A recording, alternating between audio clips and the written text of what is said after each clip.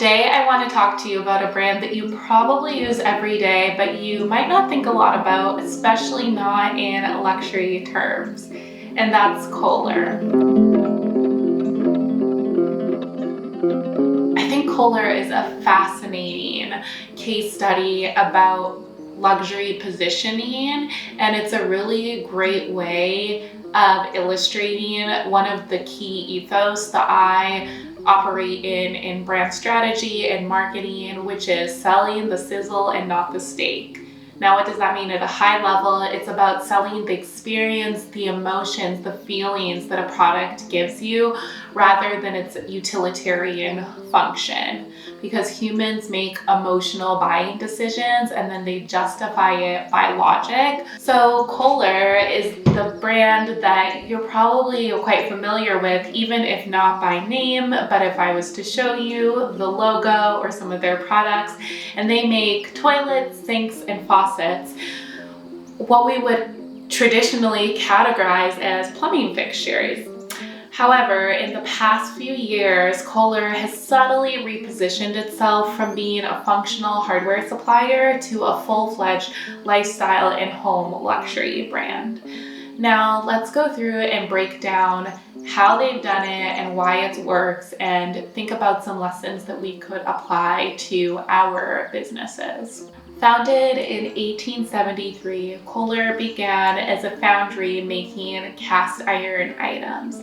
Their first enamel-coated bathtub was sold in 1883, a horse trough that was repurposed as a bathing vessel. And for decades, Kohler was known for reliability and craftsmanship, a classic American utilitarian brand rooted in quality. Their early messaging was about durability, sanitation, and functionality. Think contractor grade. Trusted, but not necessarily coveted. Now, around the 2000s, Kohler began acceding a bit of a different narrative. Their visuals shifted to moody lighting, sculptural products, and architectural environments.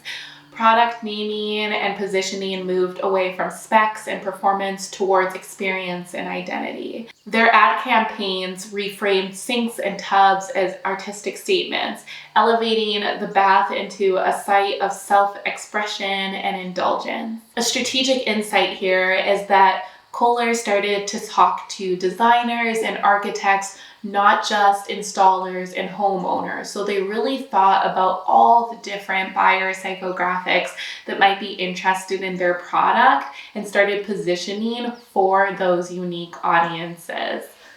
Now, this led into one of the smartest things that I believe that Kohler did, which is using spatial branding as a strategy. Kohler's design center is just like its flagship in New York City, which I walk past all the time, and it was actually what got me very curious about the brand history and how they've positioned this way, embody spatial storytelling.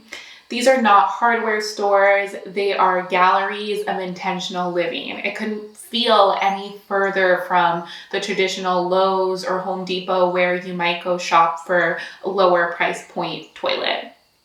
These spaces are curated to communicate harmony, materiality, and modern luxury. The products are integrated into these little vignettes with sculptural lighting and textures and color palettes that reflect the current interior design trends.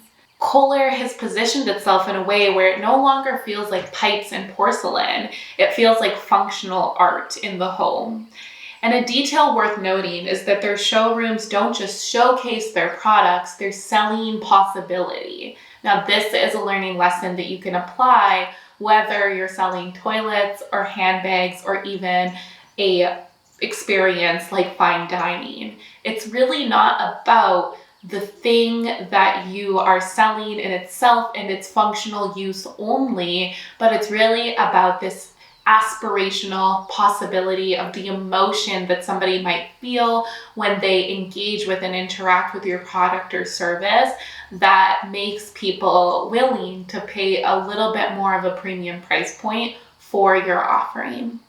Now let's think a little bit about their marketing and audience segmentation. Kohler's product architecture has been reflective of premium price tiering for a while. They have sub-brands such as Callista and Robern, and each sub-brand has its own design language and cultural cues.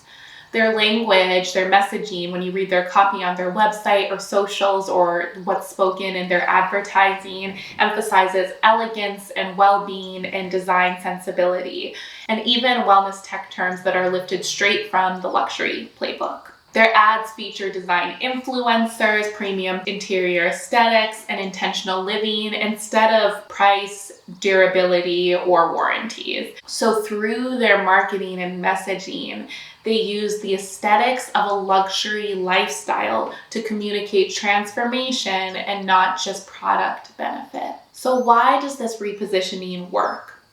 This shift has aligned with macro luxury trends in the market. Bain and McKinsey have both noted that luxury consumers in 2025 are prioritizing aesthetics, storytelling, craftsmanship, and wellness environment in some recent studies and research that they've done. And in an era where luxury isn't just about logos, it's about intentional living and elevated spaces, Kohler's pivot feels really timely, and in response, it doesn't feel try-hard or inauthentic. They've tapped into a desire for everyday rituals to feel extraordinary. I always say that I'm looking for the magic in the mundane, and there couldn't be a more direct example of this than Kohler's repositioning.